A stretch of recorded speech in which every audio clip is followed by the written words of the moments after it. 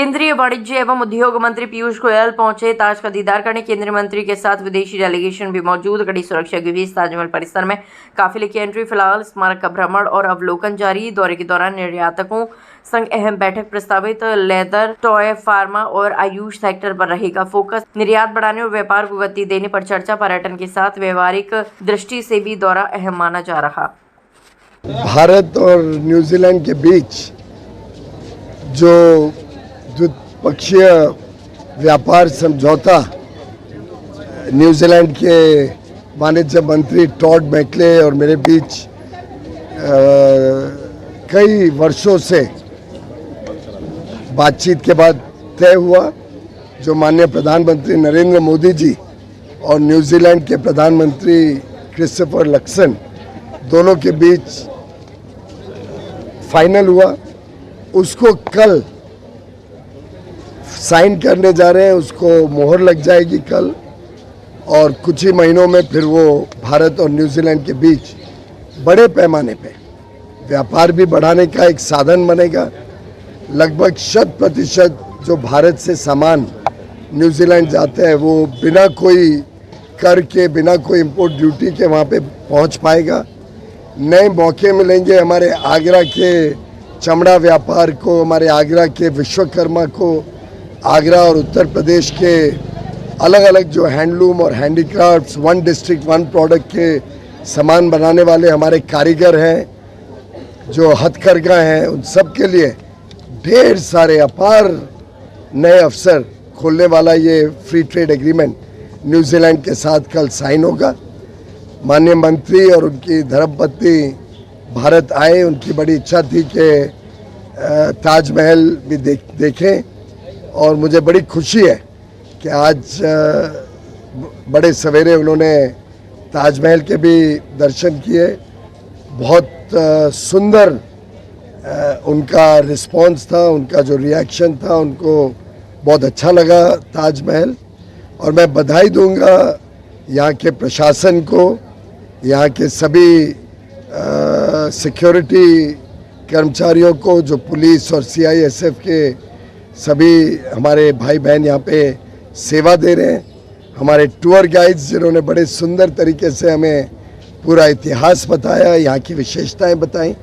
एक प्रकार से पूरा माहौल और जिस अच्छे वातावरण में ताज को संभाला गया है, ASI द्वारा, आर्कियोलॉजिकल सर्वे ऑफ इंडिया ने मेंटेन किया है, सभी के साझा प्रयासों से ताज शायद और निखर रहा है और लगातार एक विश्व का आकर्षण का केंद्र बन रहा है। सर, बंगाल चुनाव है और दूसरे फेज में चुनाव होने वाला है, क्या लग रहा है इस बार बीजेपी? बड़ा स्पष्ट है कि प्रधानमंत्री नरेंद्र मोदी जी के नेतृत्व में NDA की सरकार दोनों तमिलनाडु और पश्चिम बंगाल में आने जा रही है।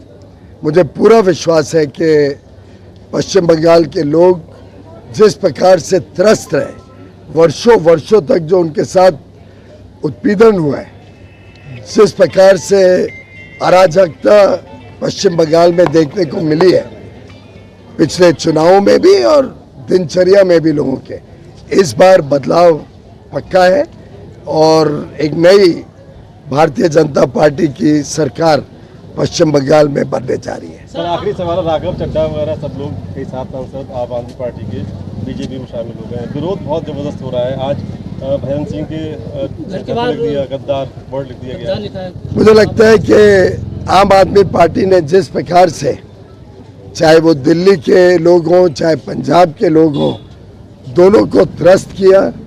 जिस पराकाष्ठा पे भ्रष्टाचार चला गया था पंजाब और दिल्ली में आम आदमी पार्टी के शासन में, कोई भी व्यक्ति उसको बर्दाश्त नहीं करता था। और स्वाभाविक है कि अगर ये सांसदों को लगा कि अब आम आदमी पार्टी के मूल्य खत्म हो गए, सिद्धांत खत्म हो गए, एक भ्रष्टाचारी समूह अरविंद केजरीवाल के इर्द गिर्द बन के रह गया, तो स्वाभाविक है कि इन्होंने पार्टी छोड़ी। हो सकता है आगे चल के और लोग छोड़ दें, क्योंकि आम आदमी पार्टी और अरविंद केजरीवाल ने लोगों की बड़ी उपेक्षा की है, लोगों के आशा आकांक्षाओं को धिक्कार किया है और एक प्रकार से भ्रष्टाचार और कुशासन के वो प्रतीक बन के रह गए। राहुल गांधी ममता जी बंगाल में करती हुई मोदी जी देश में करते हैं, कॉर्पोरेट को फायदा देते हैं। ये सही माने में चेहरा इंडिया अलायंस का लोगों के सामने आ गया है। एक तरफ वो तमिलनाडु में कांग्रेस इंडिया अलायंस के पार्टनर डीएमके के साथ है, दूसरी तरफ केरल में उनके विरोध में है और बड़े घिनौनी तरीके से जनता के बीच में एक दूसरे को गालियां देते हैं। पश्चिम बंगाल में एक दूसरे को गालियां दे रहे हैं, एक दूसरे का पर्दाफाश कर रहे हैं ममता बनर्जी और राहुल गांधी जी।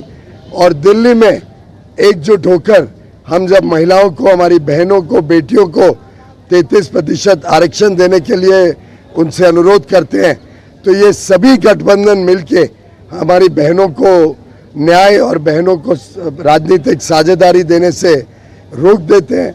ये दर्शाता है कि इनका कितना बटा हुआ सोच है और कितना बेबुनियाद इनकी अलायंस है।